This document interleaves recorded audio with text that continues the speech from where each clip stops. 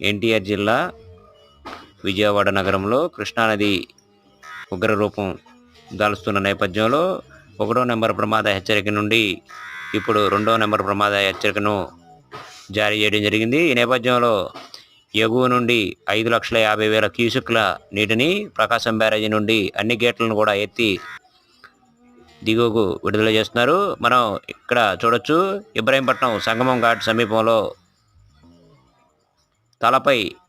పరమేశ్వరుని తలపై గంగమ్మ, అదేవిధంగా భుజాలపై నుంచి కృష్ణమ్మ పరవళ్లుగా వెళుతున్న దృశ్యాన్ని చూడవచ్చు.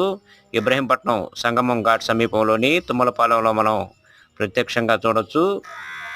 పరమేశ్వరుని తలపై గంగమ్మ, అదేవిధంగా భుజాలపై నుండి కృష్ణమ్మ పరవళ్ళు.